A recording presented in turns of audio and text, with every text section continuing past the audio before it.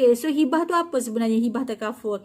Hibah ni dia merupakan satu pemberian lah, ataupun bahasa mudah kalau kita definisikan, maksudnya adalah satu hadiah daripada seorang individu kepada individu yang dikehendaki, sesiapa sahajalah, semasa hayat pemberi hibah tadi masih ada.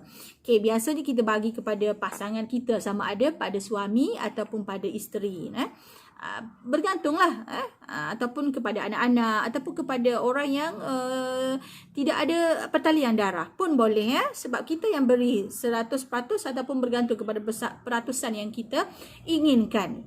Okey, dan bagusnya hibah ini dia tidak perlu difaraidkan dan bukan dikategorikan sebagai harta pusaka. Okey, contohnya bagi isteri dan anak perempuan, hak faraid hanya 1/8 sahaja daripada harta pusaka. Manakala hibah pula milik anda 100%. Sekiranya penama ataupun pemilik polisi tadi memberikan hibah tersebut 100% kepada kita lah, mana tak boleh dicabar. Okey. Penerima hibah adalah pemilik sepenuhnya wan sijil dan tidak boleh dicabar oleh waris-waris faraid yang lain. Hibah ini, ni saya nak cerita penting, dan dia dilindungi oleh Akta Perkhidmatan Keuangan 2013. So jangan nak mencabar hibah lah, sebab walaupun anda waris faraid, tapi bila telah dihibahkan, so hibah ni adalah hak milik 100%. Okay, so kenapa anda perlu buat hibah kepada ketua keluarga ataupun suami dan isteri yang nak buat hibah silang? Suami letak isteri sebagai penerima hibah, dan hibah isteri pula letak nama suami sebagai penerima hibah. Okay, so hibah ni kenapa perlu dibuat? Apabila sijil kematian dikeluarkan, contoh katakanlah berlaku di kematian, semua aset si mati tadi akan dibekukan dan tak boleh pindah milik dah. So kita kena berkumpul semula, duduk di kalangan ahli waris. Tak boleh nak pindah milik macam tu. Jadi kalau adanya wang hibah ni dia adalah aset cair dan menjadi 100% milik penerima. Okey, waris dan waris faraid lain tiada hak lah ke atas wan yang telah dihibahkan kepada penama.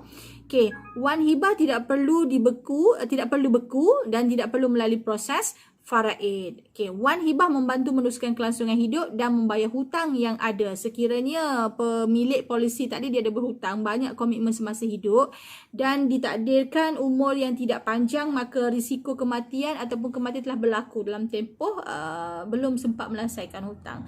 Jadi wang hibah ini akan digunakan oleh penerima hibah, isteri ataupun pasangan tadi untuk langsaikan hutang kita, dan selebihnya meneruskan kelangsungan hidup. Okey, sebab apa perlu ambil hibah ni?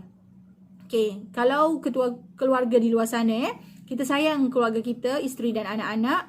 So kalau kita tak ada, apa jaminan orang lain akan menjaga kebajikan anak dan isteri selepas ketiadaan anda?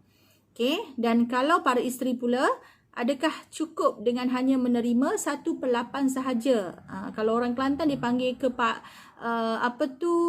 kepala mayat ke apa? Saya tak mahu ceritalah, itu nanti salah sebut pula. Okey, maksudnya kalau isteri dia hanya terima 1/8 sahaja harta pusaka suami, adakah cukup ini untuk anda teruskan kehidupan anda? So tepuk dada, tanya diri kita dan buatlah perbincangan dengan sebaiknya, supaya kita boleh membuat dan bertindak dengan bijak untuk mendapatkan satu keputusan yang mampu merubah masa depan kita. Okay, so sekian dulu. Assalamualaikum warahmatullahi taala wabarakatuh.